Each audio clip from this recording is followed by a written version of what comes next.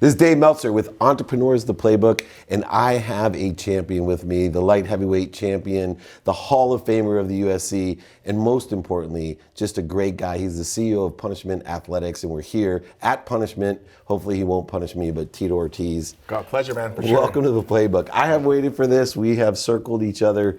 Warren Moon's my partner, so Tony Gonzalez. We have been at so many sports spectacular events together, yes. And you're much more noticeable than me. As the entrepreneur brands are growing, we may switch places, but we started talking about adversity. And I always, when I'm speaking, I talk about, hey, who here grew up poor?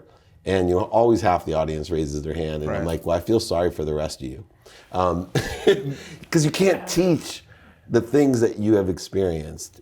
What are those lessons early on when you're looking at your parents living off the government, addicts, your future is a choice, right? Am I going to live my life in the same direction? Or if I change it, how am I going to change it? Because it's a big hill to climb. Well, I think, just going back to my parents, I think in the beginning, my father actually owned a business. He was an entrepreneur. He worked hard, but then he got addicted to drugs from his brother, and he got into drugs, and life just went completely downhill from there on. And then he was supplementing the income from the government cheese, food stamps, and that made him comfortable. And he was able to make just enough money to support me and my mother.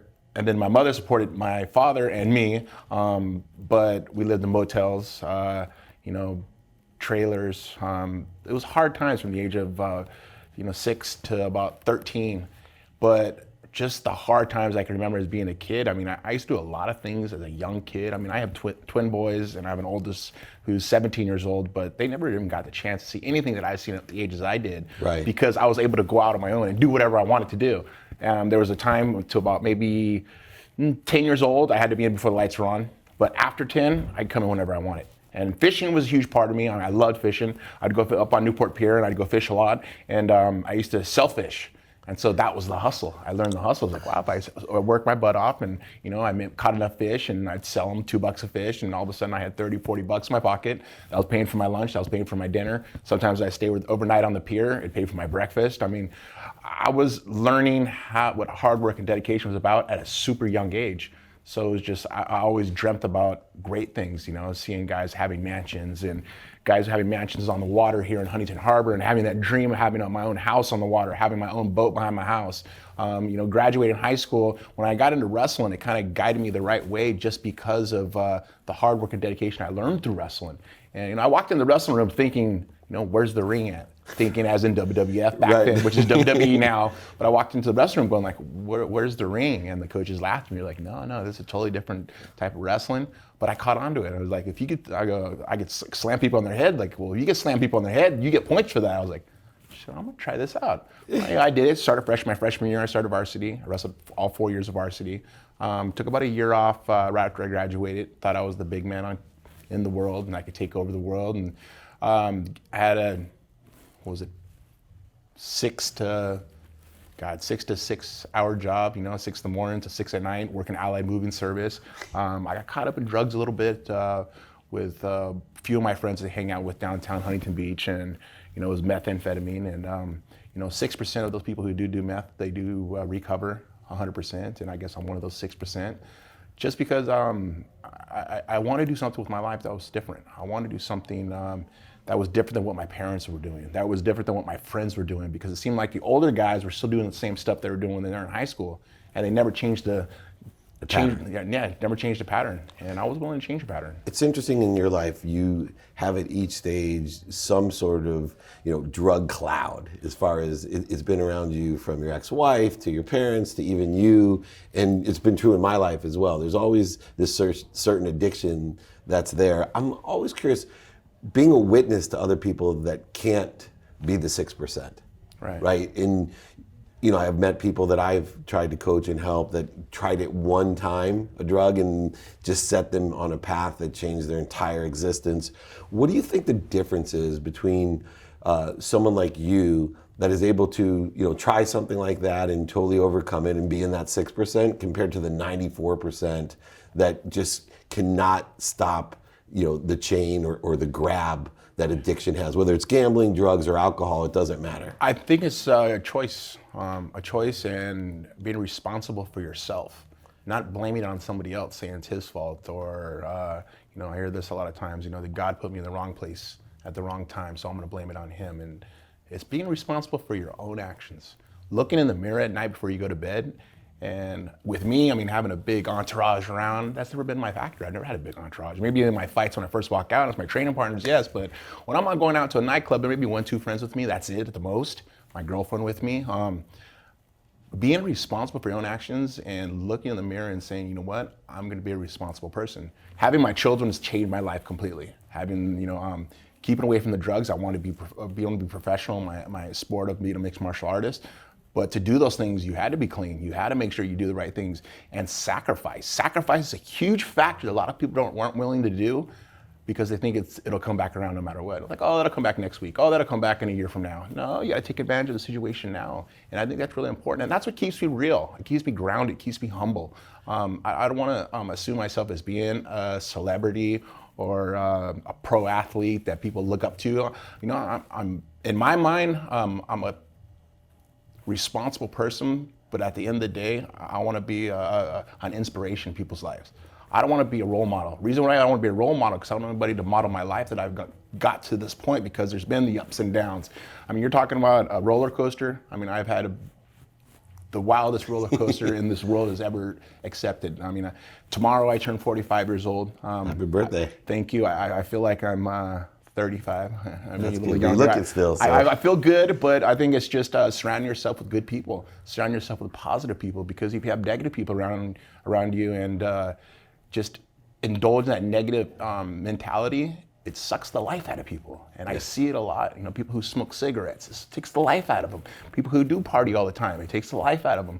But if you live a healthy life, and I think the kids is what keep me young. My boys is what keep me young because I'm still training my butt off. I just got done with the fight. I did 20-week camp for that fight, and it kept me healthy. But at the same time, it was just what I ate, what I intake from my body, all the food, alkaline water, hyperbaric chamber, altitude simulation machine. I find all these different methods that I never had to use in the beginning of my career. But as I get older, it's actually helped because it's actually brought youth to me. And at the end of the day, I look at it and I just got to be responsible. I got to be responsible for not just myself, but for my children, for my home, for my house, my businesses.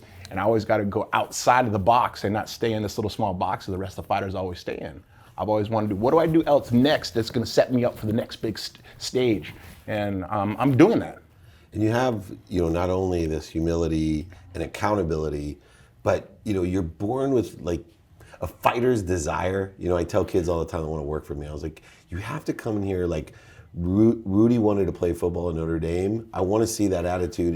And they, of course, say to me, who's Rudy? And then I got to explain to them because they're not our age. But from the time you were young, to sit and sell fish, right? Well, and I think a lot of that comes to films. By watching movies, I would look for love. I would look for passion. I would look for these different things that would set people amongst further than others. And it was just the love they had for something or the drive they had for something. I remember when Eminem came out with one of his albums and I listened to the song and I believe the film that he came out with. For the 8 Mile? 8 Mile. Yeah. One shot? One shot. He has this one shot. This is his one shot. And in my mind, I always thought like that this is my one shot. This is my one chance. I'm not gonna ever get a chance to do this, so why not give it my all? Because if I fail, then I'm learning from that failure. But if I succeed, then all those little small failures that made that succeed to be successful, I've learned even more. And if I can say, if I haven't learned from my failures, I wouldn't be where I am today. What do you think the biggest failure and lesson that you've learned is? The biggest failure and lesson I learned is, and I still have the problem, is trusting people. Mm-hmm. It's hard. In this business, in any business, it is hard to trust people. I finally found business partner and my attorney, George Prazian, who's an amazing guy, a very trustworthy man. My business partner, Cindy Dwyer, amazing. 14 years, right? 14 years she's been with me. My bookkeeper, Charlotte Campbell, who's been with me now for 16 years. Having these people around me make me live a little more comfortable. It's hard to always wake up looking over your shoulder or going to bed thinking about, if someone's taking advantage of you. And it is hard, but I think it's just as a child growing up, I never had my dad around. So I never had that trustworthy of knowing that I have a home to come to. And this has always been one of my nightmares. I've always thought about, I'm going back to my old home and there's nothing there. Yeah. And it's the weirdest dream. And I mean, to this like 2 months ago, I had the dream. I was like, I went back to my old home that my mom lives in now, and there was nothing in the house. I walked in, there was nothing, and it was just all like run down. I was like, but wait, I worked so hard. I live on the water. Wait, hold on. But it was a dream, but then it was just my mind. And it always happened before my fights, because that's when my raw emotions really kick in, my real mindset of just hard work of what I want to become, kick in, of knowing what having nothing feels like. Framing it with nothing. It sucks having powder milk. I can imagine a lot of you viewers, you guys don't even know what powder milk is. Powder milk, government cheese, food stamps, yeah. Not eating at night. I mean, not having a Christmas, not having a Thanksgiving. See, I told you, I feel sorry for the rest of you. But those are the things that look back, and it keeps me grounded, and it keeps me like as humble as possible, and to show my kids what hard work and dedication is truly about. And they see, I mean, I have a Rolls-Royce Phantom, I have a Panamera Porsche, I live on the water, I have a 38-foot fountain boat with twin 300s on it. I mean, I have got a helicopter? Because I need a friend with a helicopter. No, I wish I had a helicopter. We're in California, man. I'll share one with you. Yeah, I bought my mom a home, but if it wasn't for all the hard work and the sacrificing and the things I did through my life, I wouldn't be able to have these things. I watched so many pro boxers and become broke. They have no money. They have zero money left. And football players, baseball players. I mean, there's that window where you can make as much money as possible. But as soon as that window closes, what's next? Yeah. What's going to happen after that? And I think I was able to understand that. One of the things that I see, when I ran Lee Steinberg, the big sports agency, and all the guys that we represented, was trust is a big issue. And, have you been taken advantage of, number one? What was the worst circumstance where someone took advantage of you? It doesn't have to be great details, but two, how does it feel? This is where, I've been taken advantage of, lied to, manipulated, oversold, back-end sold myself, and I have a law degree, right? And well-educated, and it still happens to me. But it even hurts worse when other people feel that way, that you've done that because they're that way. And I know even through some people in the UFC, like you've had circumstances where you're being attacked by the people that may have taken advantage of you. And the reason they attacked, because I am a threat. Mm-hmm. And I figured that out, that when you become a threat to another person, they're going to attack you in the media as much as possible to downgrade your name, to downgrade your brand, to downgrade your word to other people so they don't take you seriously.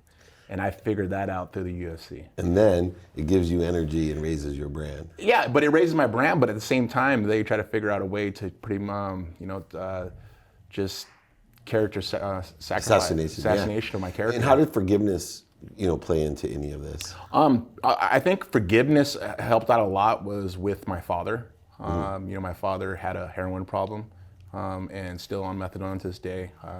He's going to be 81 this year. Wow. And it came to last year, right before the Chuck Liddell fight. And I'd have nightmares at night, just always crying, going, "Why, Dad? Why? How come you didn't do, what a parent should do?" And I finally said, "You know what? I'm gonna stop and I'm gonna kind of face my fear." And I went to his house and I said, "You know what? I understand what being a parent is. I understand how hard it is, and I get it." And it was time for me to forgive him. And it was the hardest thing to do. Let me tell you, man. I sat in front of his house for a good 20 to 30 minutes, and I just had enough balls to say, "You know what? I got to face my fear." I got out of my car, knocked on the door, he opened the door, he was like, "God, I thought you forgot about me." I go, "No, Dad, I had to figure this out."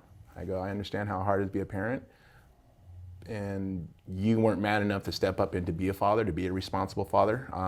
I get it, and I forgive you." I go, "I love you," and I haven't told him I love him in over 25 years. And he said, "Son, I love you, and I'm proud of you." And was that the first time your dad said he's proud of you? Yeah, that was the first time he's ever said he's proud of me, and it was good. But it was once it was over, it was done. Yeah. It was, I said my piece.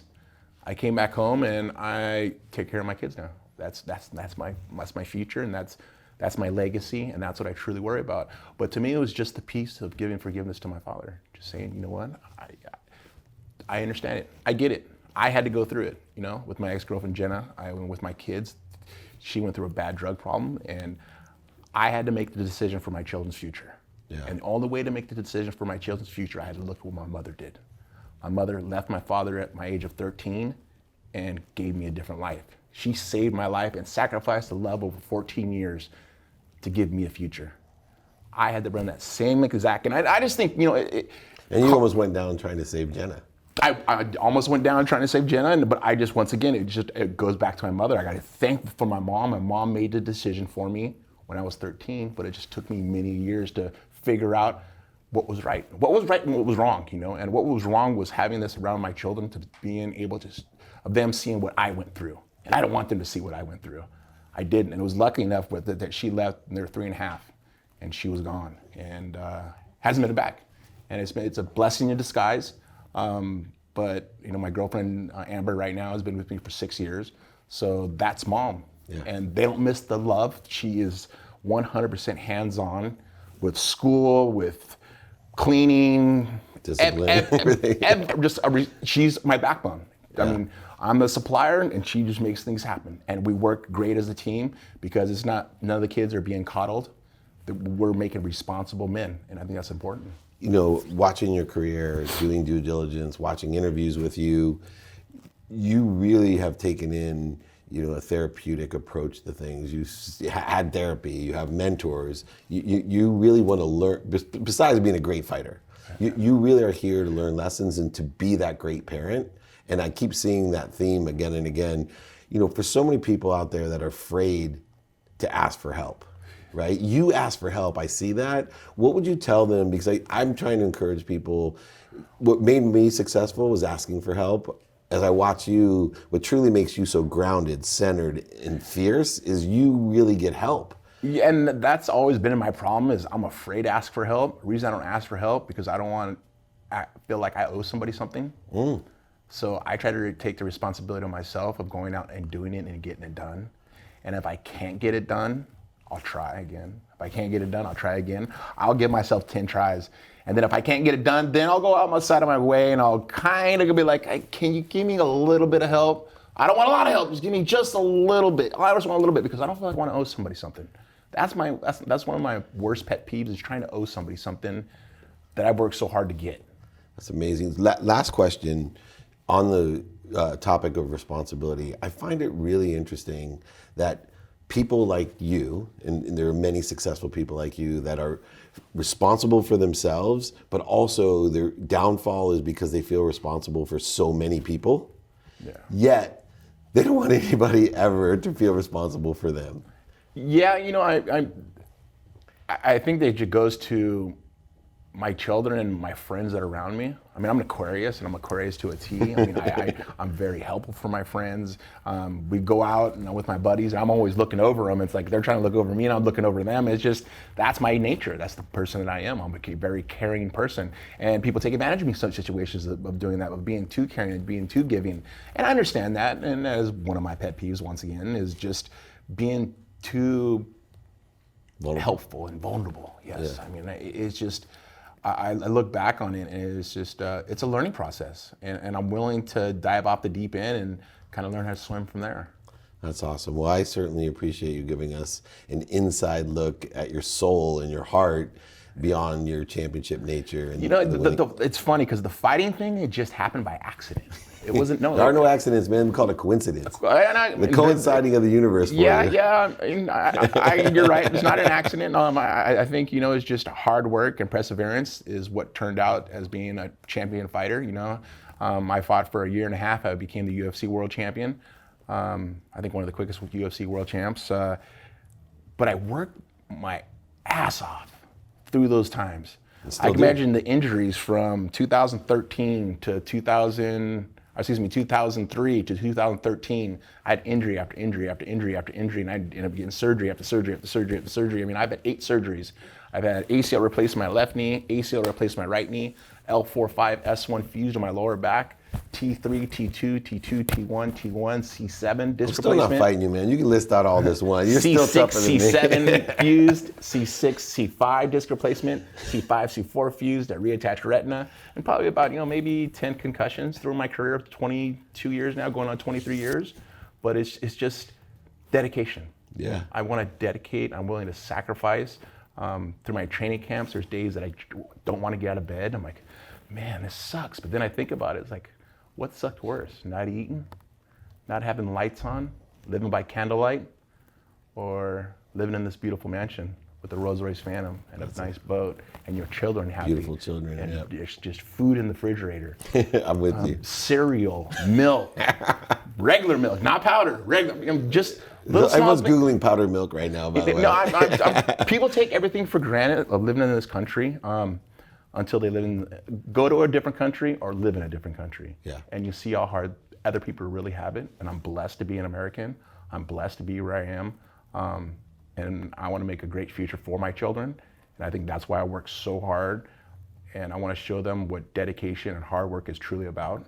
I love a man who speaks his mind, supports what the cause, but you got to go back and watch this. You got to see if you got what it takes, because Tito Ortiz does. He's a man with a heart. He's accountable, passionate, and a great father and a great citizen. And I feel blessed to have you on the Playbook. Yes, sir. Hall of Famer, UFC champion. That's it. Tito Ortiz here with David Meltzer. Entrepreneurs, the Playbook.